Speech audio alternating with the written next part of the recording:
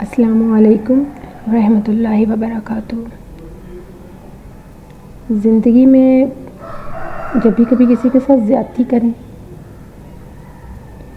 کسی کے ساتھ ظلم کریں، کسی کے ساتھ ناانصافی کریں، کسی کو عدل و انصاف کے معیار پر جانچنے کی بجائے دنیا کی رنگینیوں، دل فریبیوں، رعنائیوں اور دلکشیوں میں اگر تول ہی لیں تو کچھ لمحوں کے لیے قبر کو بھی یاد کر لیں۔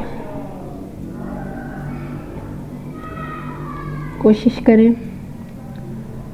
کسی ایک کمرے میں خود کو گپ اندھیرے میں بند کر کے، کھڑکیاں دروازے سبھی کو بند کر کے چند لمحوں کے لیے تصور کر لیں اس کمرے کا جہاں آپ کو جانا ہے مرنے کے بعد۔ یقیناً آپ کے دل میں اللہ کا خوف سرایت کرے گا۔ ہم قبر کو جب بھول جائیں نا تو ہی ہم اللہ سے بے خوف ہو جاتے ہیں۔ بھول جاتے ہیں کہ وہ جو مٹی کے اندر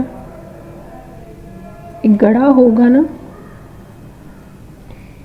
جہاں آپ نے ایک لمبی زندگی گزارنی ہے، مرنے کے بعد اصل گزارنی ہے، اس کو کیسا بنانا ہے۔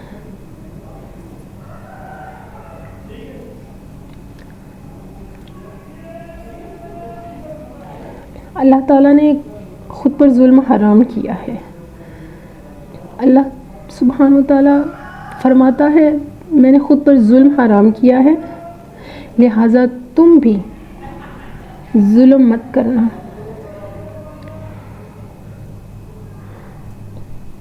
اللہ کے اس حکم میں محبت بھی ہے، محبت سے سمجھانا بھی ہے، اور اللہ کے خوف سے ڈرانا بھی ہے۔ خدا را ڈر جائیں۔ ظلم یہی نہیں کہ آپ کسی کو ظاہری طور پر ماریں، کسی کو جان سے مار دیں، کسی کا مال چھین لیں۔ یقین کریں ظلم کی بہت ساری کنڈیشنز ہیں، اور اس میں سب سے زیادہ تکلیف دہ کنڈیشن پتہ ہے کیا ہے؟ وہ ہے کسی کے جذبات کے ساتھ کھیلنا، کسی کے احساسات، کسی کی سچائی کو دھوکہ دینا۔ دھوکہ دینا بھی کسی ظلم سے کم نہیں ہے۔ سب سے بڑا ظلم آپ اپنی جان پر کرتے ہیں جب آپ اللہ کو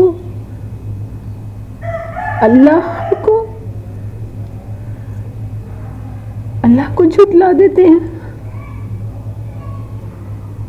یہ وہ ظلم ہے جو سب سے پہلے آپ اپنے آپ پر، اپنی جان پر کرتے ہیں، کیونکہ جب آپ اللہ کو جھٹلاتے ہیں، اللہ سے بے خوف ہو جاتے ہیں، اللہ کے بے حیا ہو جاتے ہیں، تو دل کو بے خوف کر دیتے ہیں۔ پھر ظلم بھی، پھر جبر بھی، پھر زیادتی بھی، پھر ناانصافیاں بھی، پھر بے عدلیاں بھی، سب کرتے ہی جاتے ہیں، دیکھتے ہی نہیں کہاں دلوں پر کیا گزر رہی ہے، کہاں زندگیوں پر کیا گزر رہی ہے، کہاں سوچوں پر کیا گزر رہی ہے۔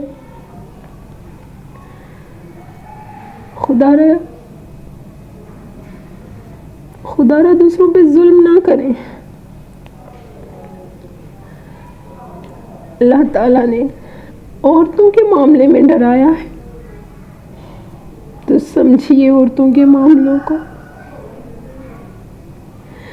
چاہے وہ ماں ہے، بہن ہے، بیٹی ہے، چاہے ایک بیوی ہے، چاہے دوسری بیوی ہے، جانیے، مت کریے اپنی جانوں پر ظلم۔